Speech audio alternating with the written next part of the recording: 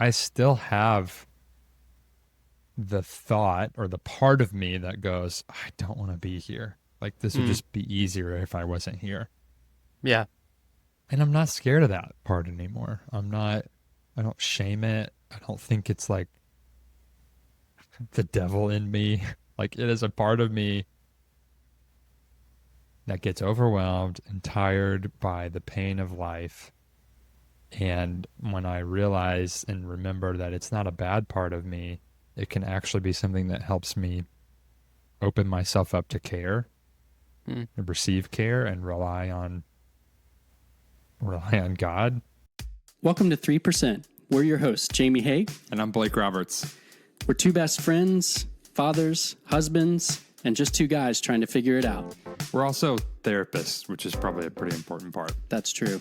And we believe that at our best, people are 97% honest with themselves and others. And it's that hidden 3% of emotions, needs, desires, and behaviors that we keep to ourselves that keep us bound to shame and loneliness, from which many of our issues stem.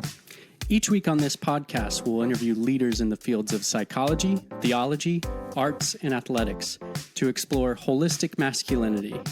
We're not here to tell you the man you need to be, but we are here to help you explore what gets in the way of being the man you want to be. We're going to help you develop courage and give you the tools to share your 3% in the relationships that matter most so you can more deeply connect with yourself, God, and others. So, pull up a chair. Let's get into it. So let's be honest. Let's be honest. Let's be honest. What's up, everybody? Welcome back to another episode of the 3% Podcast. It is September. Fall is in the air. Football is here. It's a great time of year. Go Bills. Yeah, we do have a Bills fan on the show. Actually, I've been watching the Hard Knocks season of the Bills, and it's kind of, I could easily become a fan after watching that. Like, I already liked Josh Allen, and after watching this, it makes me like him even more. He's just a likable guy. He's just a guy who belongs in the 3% community, you know? Like, he's just a good If dude. anybody is in Buffalo that is listening to this and has connections to Jay Allen, let's get him Yeah. on the show. Let's get him on the podcast. It's not Shelley- because we just want to be friends with him. No. I mean, it's 3%. There should be three of us best friends. He fits, you know? Yeah. Shelly went to high school with Dawson Knox, so maybe I could just have her like message him and be like, "Hey, you probably don't remember me, but we had science together," or something like that. That would be awesome. Let's get Dawson on the podcast anyways. What a Yeah, that would dude. be sick. Well, welcome to this episode. I don't know what we were calling this one yet, but probably something to do with what we're talking about. So if you've seen the title already, you know we're tackling a little bit of a heavier topic today. September is Suicide Awareness Month, and if you've been listening to the show, following us on YouTube or Instagram, you've seen or you know that I have a history of having a suicide attempt when I was in high school. And so we felt like it was important just to have a dedicated episode this month to just do our part in bringing awareness to this epidemic and all of the like challenges that we face today that impact this. Share some more about my story. I think it's always helpful for me to hear somebody who has a like close experience with this to know what it was like for them leading up to, what it was like afterwards, because it's different for everybody. And so today I guess we could say there's a little bit of a content warning, like just know that we'll be talking about stuff that may be sensitive to certain people. If it does trigger anything in you, call somebody, talk about it, pause, come back. We'll have some resources at the end of the show or in the show notes for you.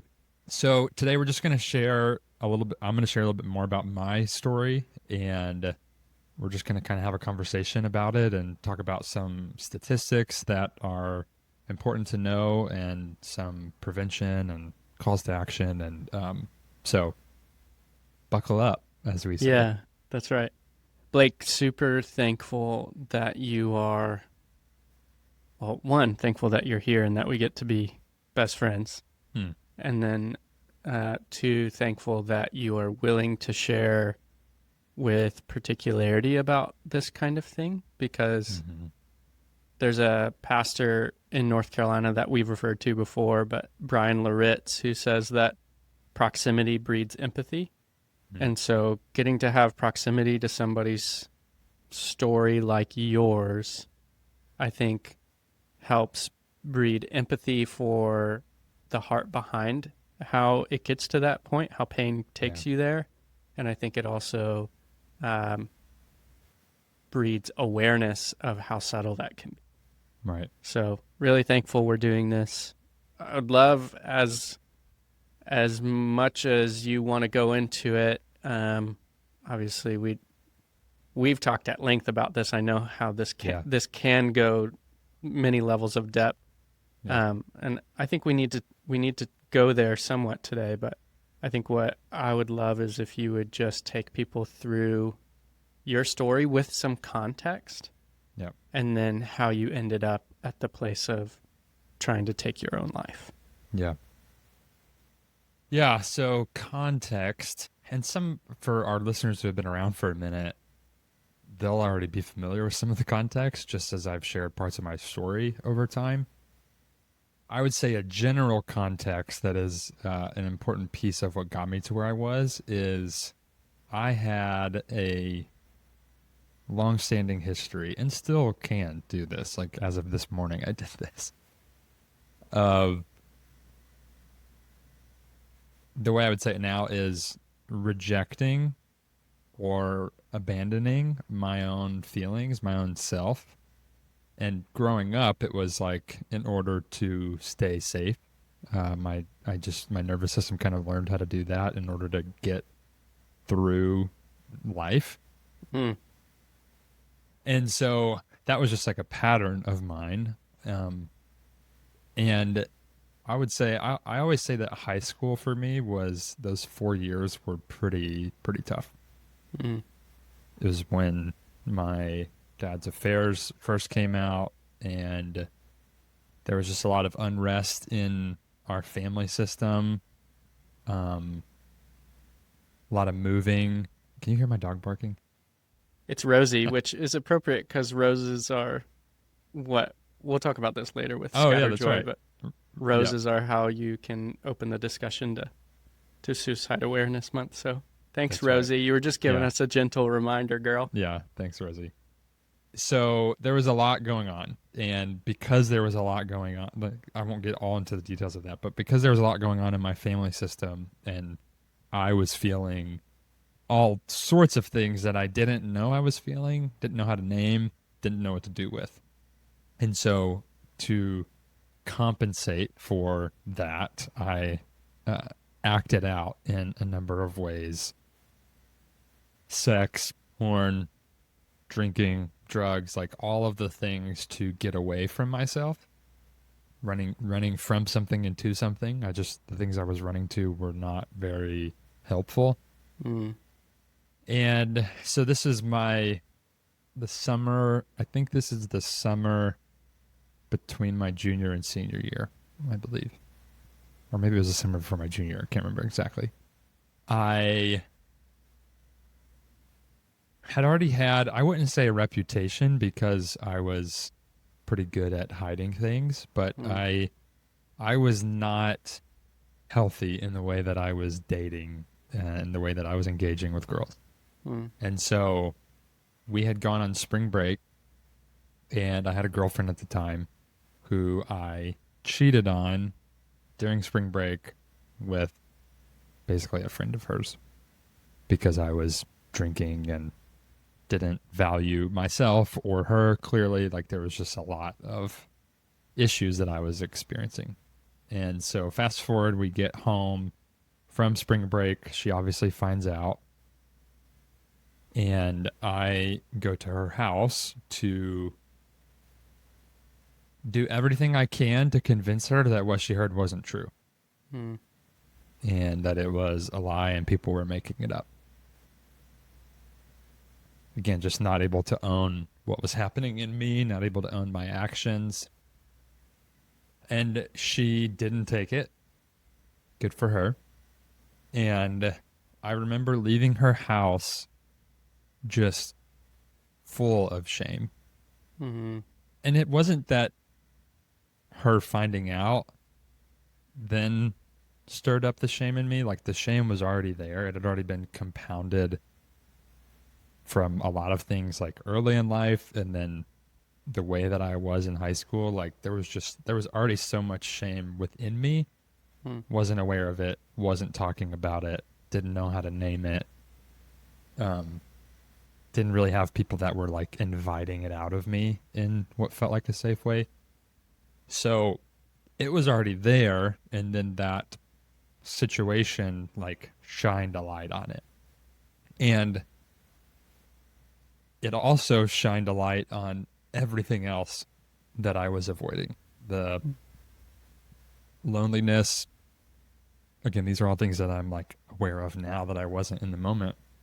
But the loneliness of what it was like to be in my family system and the roles that I was playing, the fear that I had just about like life and what was going to happen to my family, like are my parents getting divorced, are they not? And just a reminder for people, because sometimes when you're naming this, I think people might remember that you have siblings. Yeah. But for you, it's like you're 9 years older than your sister. Yeah. So if you're 17 at this time, then your sister is, 8 years old. Yeah. Yeah. She's 8 years old, and then my brother is 6 years old because there's 11 years between him and I. And so, yeah, that like to talk about the roles that I played and like the disconnection that my parents were experiencing naturally, not like I was intentionally put in this place, but like naturally being the oldest by that much, and there being a lack of connection and like harmony or secure attachment to my parents, I was like filling in some father roles, some husband roles, even, which that could be a whole different episode, in some subtle ways and more overt ways, right? So there was just like, obviously, there was an ignorance, if that's a word, of what was happening in me because there was so much happening externally around me.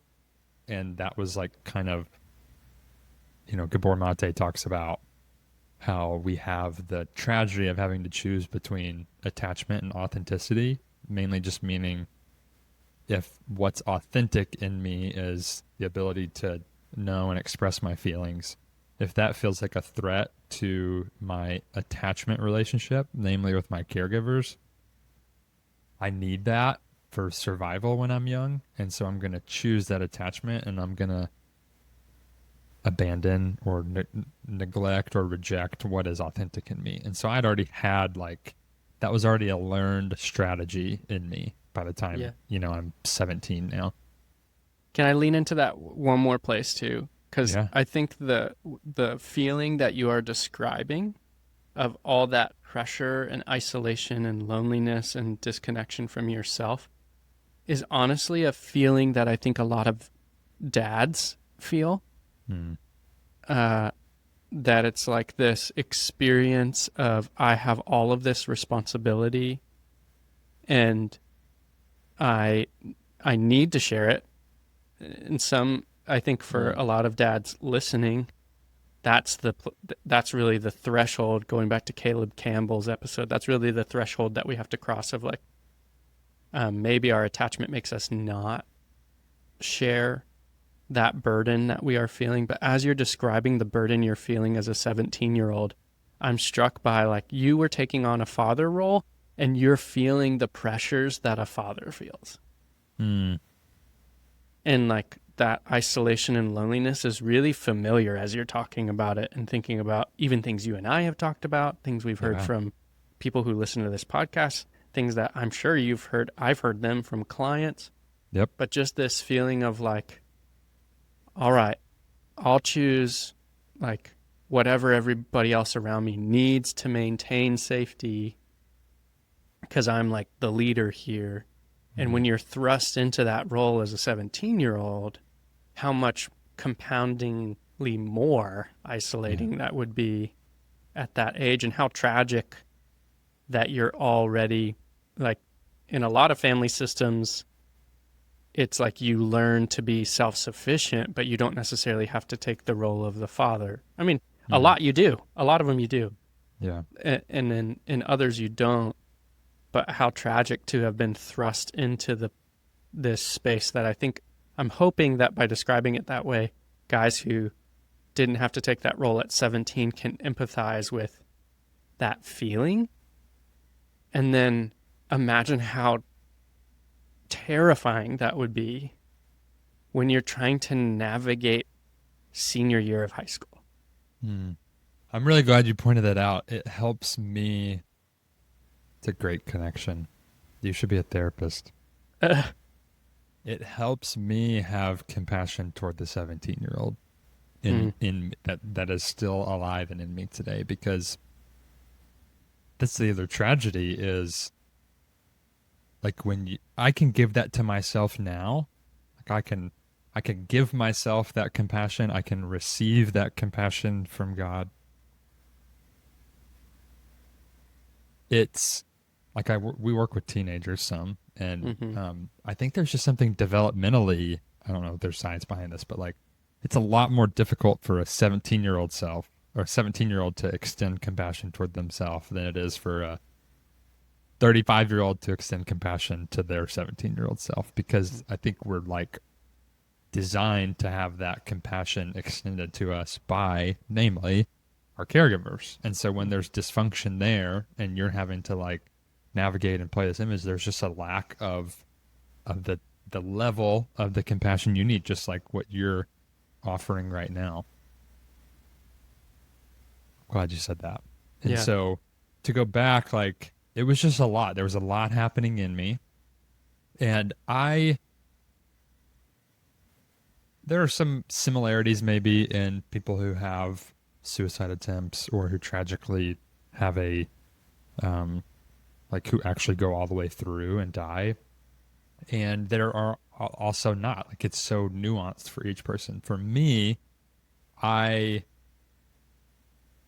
it wasn't something that I, at least consciously, had ever talked about that I was aware of, like having suicidality or thoughts of not wanting to be here or having a plan or a note, a lot of these things that you commonly hear. I didn't have any of that. I hadn't ever cut myself or had any behaviors that were overtly enough to be like, oh, we should be concerned about this. Now looking back, like the way that I was engaging with girls, the way that I was drinking, the way that I was smoking, like those were also self-harming behaviors in a way, but we just don't see them that way. Well, and like solution-seeking behaviors. Yeah, right. And so I'm driving home from my girlfriend's house, and it's just like a rush of everything. And the rush of everything, it had been, I'm doing this right now. Like if you're not watching this, I'm using my hands and showing that there's like something rising up in my chest, and it gets up to like my throat. And I hear clients in my office talk about this all the time. They're like, I feel this emotion and it's coming up to my throat, and then it just stops, and then we push it back down. So that's what I was always doing.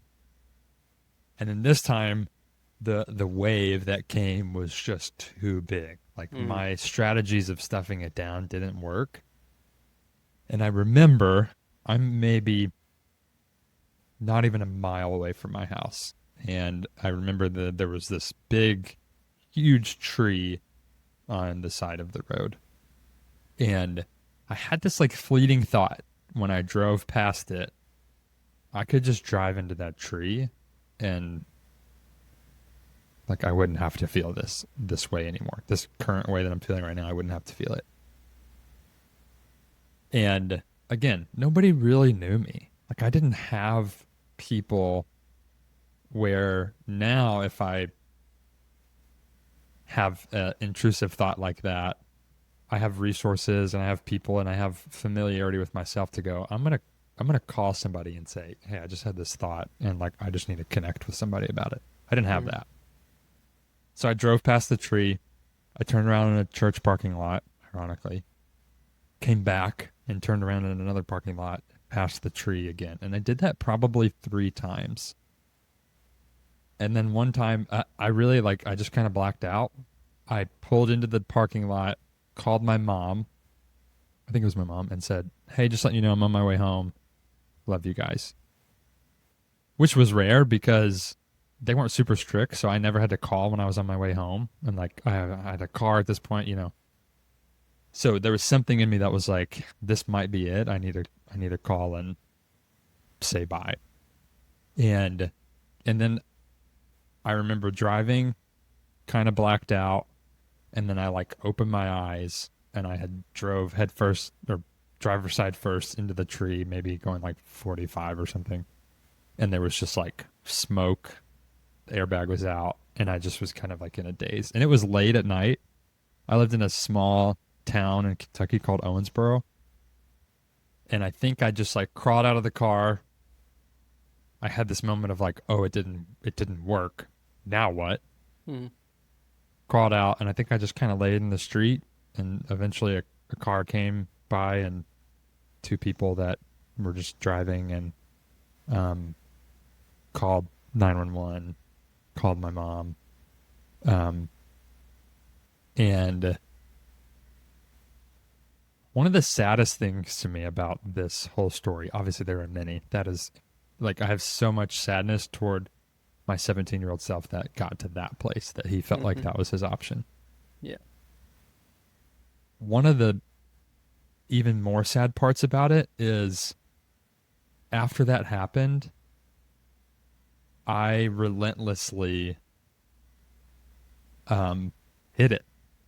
The story I made up to my parents, to the guy in the ambulance, was my phone. Because we did have phones then. I'm not that old. My phone fell into the console, and when I went down to pick it up, I veered off the road a little bit, and the ditch caught my tire and took me into the tree. Told my mom that. Told everybody that. Mm-hmm. And it kind of, my mom says that she knew that wasn't true. I don't know that she really even knew what to do.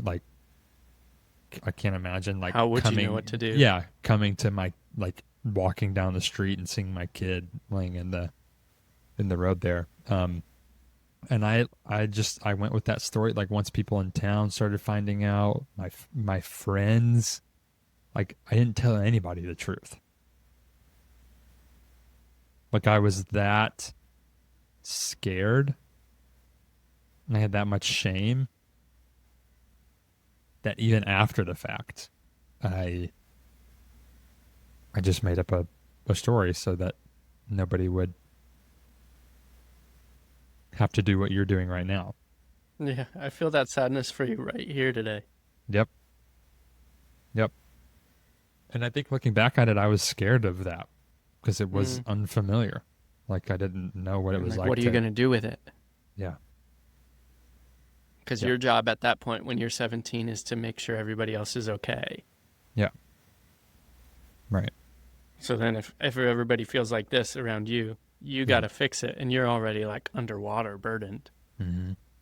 And I was the stereotypical athlete, homecoming king, actively involved in church. So in a way, when I made up the story about dropping my phone, it was believable because nobody thought that I would do that. Right. I was very good at projecting the image that I thought people needed to see. Yeah, you're like the hero in a 1980s high school movie. Yeah. Oh, dude, that's crazy. Yeah. Yep. Yeah. Freaking Marty McFly over here. I guess you're so different than Marty. But you're you're like the athlete and the homecoming king, and it's like our sponsors in 12 Step would say to us often, it's what we feel on the inside rarely matches what we see on the outside of other people. So true. And what you had projected on the outside made everybody believe what you were feeling on the inside, and what you wanted them to believe about what you were feeling on the inside. Yep. Hmm. Yeah. And I don't know anything about. Well, do you have another question for me before I keep going? No, I had some follow-up questions, but you're taking it in a good direction, so just Okay. keep going. Well, I was kind of thinking like I was reading this article the other day. I'm sure people are aware of it by now. The first known case of this magnitude against an AI company. If you're Mm-hmm. not familiar, short story, OpenAI, the company that created ChatGPT, is at the time of this recording under a wrongful death lawsuit filed by parents of a 16-year-old boy who ended his life in April, I think, of this year, in which he had a long conversation, many conversations with ChatGPT leading up to his second attempt. He actually had a first one and was engaging with this AI bot about what he was doing. And there were, I mean, you can look it up. There were some really troubling things that the AI said in response. And I feel the fear in my system saying this. I know nothing about this kid. I know nothing about these parents. So I'm not even really talking about them. Mm-hmm. Um, I'm just speaking from my experience as somebody who got to this point. We talk a lot about prevention in the sense of like knowing signs when people are like close to this place, knowing what to do in response to it, knowing how to engage them when you see these signs. And that is all so important. Like, this is not a, what I'm about to say is not a but. This is, those things are so important. Maybe this isn't a hot take, but it feels like one to me.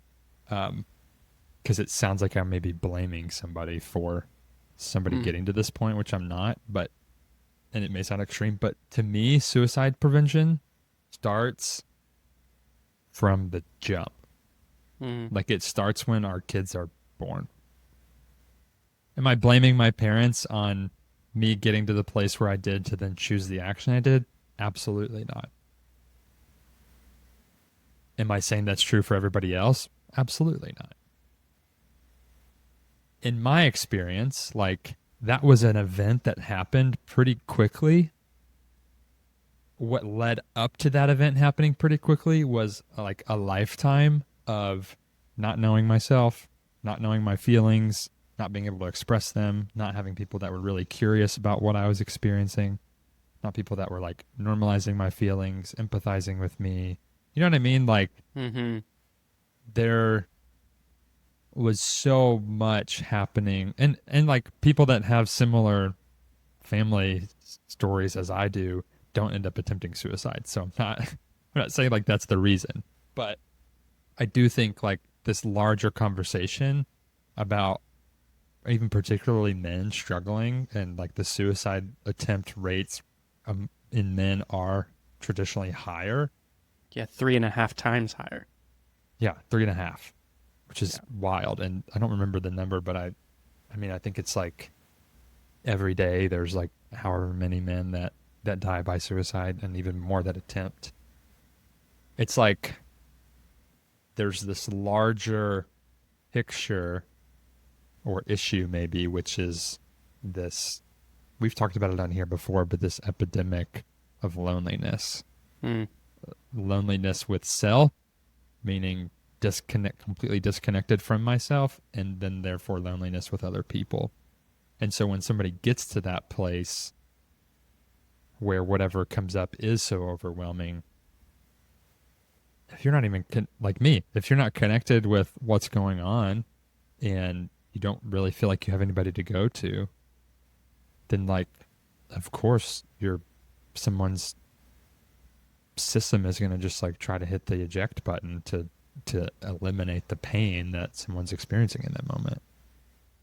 Yeah. Yeah, and it's not like the connection solves the pain either, cuz like you're saying there's such varied reasons that people end up at the point where it would be relieving to not be here. Yeah. And the connection or like the tools that you didn't learn as a kid to connect with yourself and others. That doesn't necessarily solve the reasons the pain is present, but it does give you a safe place to explore the pain that's present. And I think the epidemic of loneliness that Blake is talking about has a lot to do with hoping that connecting will take away the pain rather than connecting giving us the safety to explore the pain. Yeah, very well said. It's not about people come into our office all the time, and if I'm summing up therapy, it's like, hey, I'm experiencing this discomfort. I've tried to get rid of this discomfort. It's not working. Can you give me the explanation or the solution I need to get rid of this discomfort? Can you take it away from me, please? Essentially, the work of therapy, maybe you could go on to say the work of sanctification or whatever life, is expanding our capacity to be with and move through the discomfort. And actually in the process of that, the negative symptoms that we would say that we want to get rid of do reduce, but it's not when we're trying to find ways to get rid of it. Right. Yeah, and we'll talk about this more next week, but we have this method that we have used called the pause, pray, process, express. We made it into like a PDF that's on our website, 3percentco.com. But the pray part of that we'll talk more about, for us, the key has been, as you have the safety to be with your pain, then you can invite God into your pain rather than trying to, people use God the same way that our therapy room is a reflection of, I think, their relationship with Him too. They're trying to circumvent. I was trying to circumvent my pain. I still try to circumvent my pain through prayer. Yep. And I think the pray part of our process is more of an invitation to be with, and to,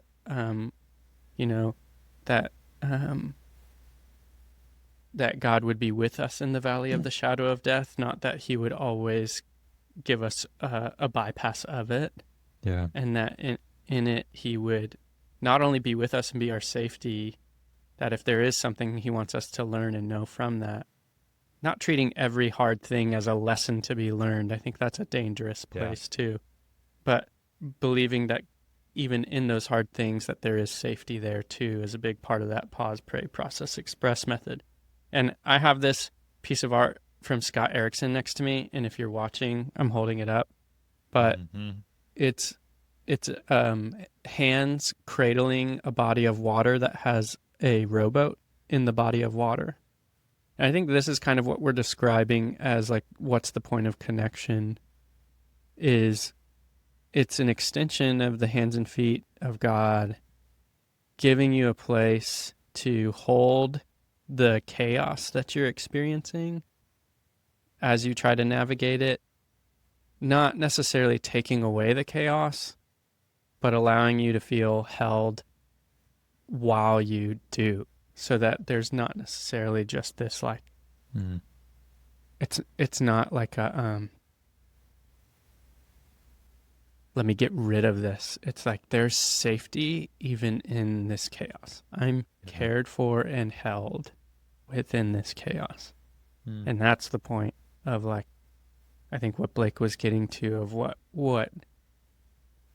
he didn't have, if I'm speaking for you here, so push back if I'm wrong.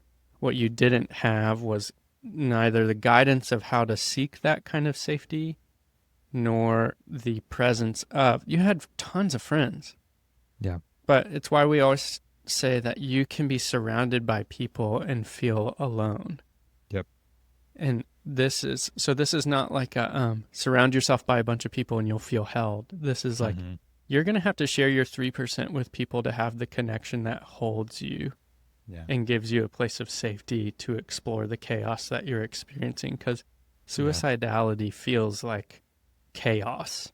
Yeah, it does. Yep. It 100% does. And we talk about it on the Walk and Talk episode that you guys can check out on our YouTube channel. There's even a clip of it on our Instagram that and we're playing disc golf and Jamie's asking me questions about this. And I even said then, like, I still have the thought or the part of me that goes, I don't want to be here. Like, this would just be easier if I wasn't here. Yeah. And I'm not scared of that part anymore. I don't shame it. I don't think it's like the devil in me. Like, it is a part of me that gets overwhelmed and tired by the pain of life. And when I realize and remember that it's not a bad part of me, it can actually be something that helps me open myself up to care and receive care and rely on God. Like, it's a totally different relationship with that part of me now. Yeah, recognition of it as a need. That's right. That's huge. Can I ask, like, what would you say to someone who's listening to us talk about all this? They're feeling that chaos that you were feeling at 17, and that, you know, sometimes you still feel. What would you say to them when it feels like they're carrying that chaos alone? It's actually a good segue of a question to what I was going to ask you. Ah. Not to avoid the question, but I was going to ask, because we didn't talk about this. I know you may have read it before, but I wrote a letter to my 17-year-old self who attempted suicide. And I'm just sitting here wondering, like, as we start to wrap up in a few minutes, you know, we always say, like, it's story that changes us, not info or explanation. Part of me is wondering if I just read that. And Please read it. Okay. Yeah. And then somebody can take whatever they need from it or maybe hear themselves in a part of it, whether you're somebody who attempted suicide or have suicidality or not. Okay. Blake, I experience many emotions when I think about you. I feel grateful that your attempt wasn't successful. I feel angry, not at you, but at the reality of life at that time. And I feel deeply sad. I feel sad for you and with you. I didn't used to feel this way when I thought about you. When I shared the story 3 to 4 years after the fact in college on a church stage, I mostly wanted people to feel sad for me. I wanted them to be amazed at my retelling of the story and inspired by my acknowledgement of God's grace in the process. At that time, I didn't know that I was merely recounting the facts while still disconnected from any emotion. I wasn't aware that in wanting others to feel sad for you, I was actually longing for myself to feel sad with you. I didn't realize that my acknowledgement of God's grace, while some of it genuine, was mostly an attempt at spiritually bypassing the raw hurt and pain. It was as if I thought God was only, or at least more, concerned with the silver lining of the situation than with the boy who was in such a dark place to begin with. We've done a lot of work since that cold February night in 2012 when time stood still and life almost ceased. When I think of you in this moment, when I really slow down and move beyond cognitive thought to be with you and you with me, I feel sad. It's a heaviness in my chest and a dropping of my shoulders that requires deep, slow breaths. I'm sad that you didn't learn how to regulate your emotions or turn towards others for co-regulation. I'm sad that you adopted certain coping mechanisms that helped you survive but also hurt others and yourself in the process. I'm sad that your shame, fear, and loneliness felt so overwhelming that not feeling anything seemed like a better solution. I'm sad that you valued your own voice so little that asking for help didn't seem like an option. You carried so much. The felt responsibility for others' emotions, the pressure to be the nice guy and a good boy, the burden of fear and shame for doing the things you didn't truly want to be doing, and the loneliness of not being fully known. It was all so much, and I'm so sad it led to that February night. I remember it all so well, and I'm glad I remember it because it means the story didn't end there. We no longer look for silver linings. We accept both night and day, dark and light, as having equal value. We've come to believe there is goodness, mercy, grace, and mystery in both. The place you found yourself then and the place we find ourselves now, one is as important as the other. In light of that, I want to update you on where we are now. We've moved through many seasons, each bringing unique pain and glory. We recently celebrated 7 years of marriage to a woman who's been absolutely redeeming for us. So this was written almost a year ago. Yeah. She has helped us heal old narratives and experience a love we long dreamed of just by being herself. We started a company with our best friend, building a community of men embracing vulnerability and honesty to foster healthy relationships and reduce loneliness. Bet you didn't see that one coming. We have people who value our voice so much they give us their email and choose to read our words. More importantly, though, we value our own voice. We've become a therapist and own a thriving private practice, and daily we witness people venture into the depths of their stories and guide them toward healing and transformation. You help me be a powerful guide. We have the most beautiful daughter in the world. She's almost a year and a half now. Her smile lights up a room and she waves at strangers when they walk by. She does a little dance in the mornings to the family madrigal from Encanto, and it's the definition of joy. Tonight she had a harder time falling asleep, so I sat on the floor next to her crib and she held my hand through the bars. We looked into each other's eyes until hers gently closed and she fell asleep. Your love and sensitivity helped me to be a present and engaged father. The more... this line's going to get me. The more connected I am to you, the more connected I am to her. I feel more connected to God when I'm connected with you, and I feel more connected to life when I'm connected with you. I'm almost done. There's a lot I understand now about pain, loss, and trauma. There's still so much I don't understand. Though just knowing a lot doesn't change anything. To know is like looking at a landscape painting and imagining yourself there. To experience is like walking in the grass with your shoes off and feeling the breeze meet your body. To go from knowing about you to experiencing you is a wonder that is difficult to put into words. But I know what it means, and I sense you do too. And that's all that matters right now. I love you, Blake. We're okay.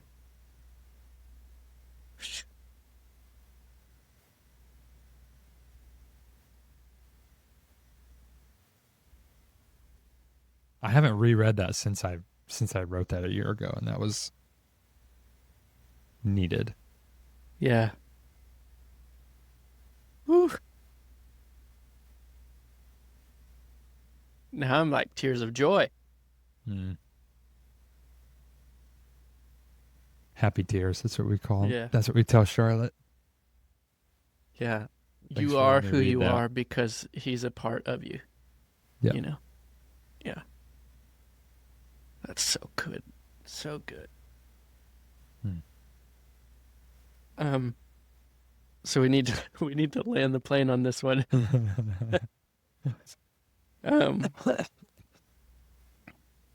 Yeah. Yeah, it sounds like what you would say to someone who's feeling that right now is that part of you is an important part of you deserving of care. Yeah. Yeah, so directly I want to say to everybody listening, if you are struggling,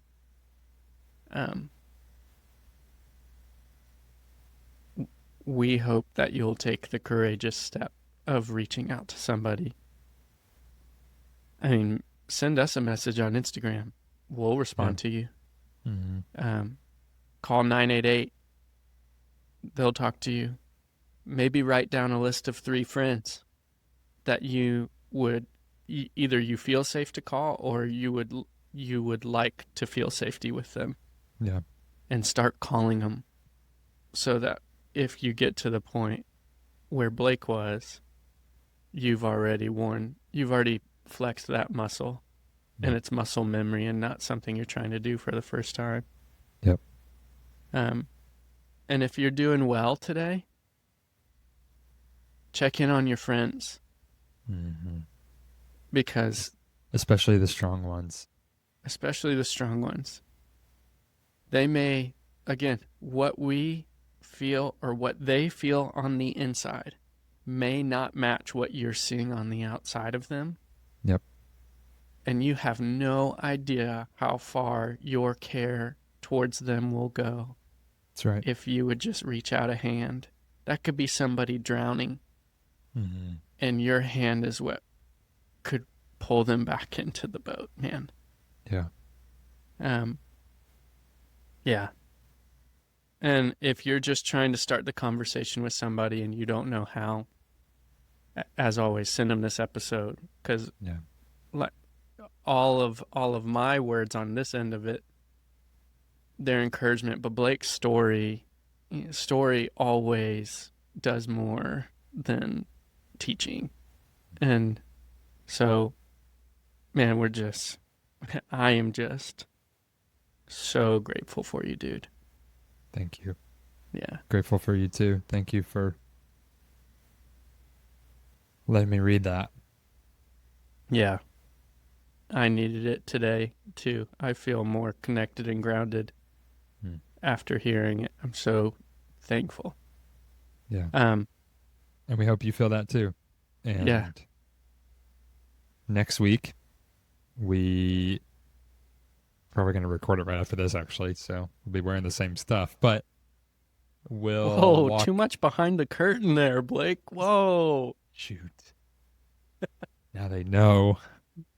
We're going to walk through that pray process or whatever, the PPP. Pause, pray.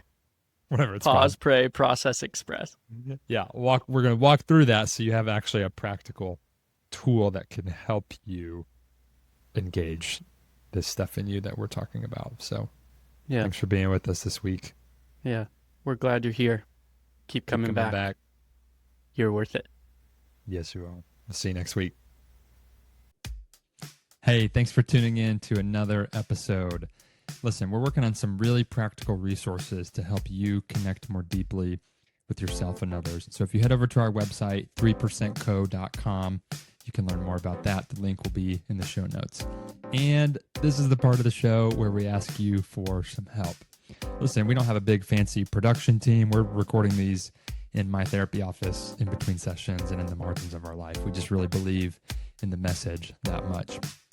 I listen to a lot of podcasts, and rarely would I take the time to review and rate a show, just because honestly, I forgot. It wasn't until we started doing this show that I realized doing that actually really does help these platforms notice our show and get the word out. And so if any of this is impactful to you, we would love it if you took a second to leave us a review, rate us, or if you want to just do it the old-fashioned way, text this link to a friend and say, hey, let's talk about this episode. Whatever you do, make sure to follow us on whatever platform you're listening to so you never miss an episode. We're really grateful you're here, and we'll see you next week. So let's be honest.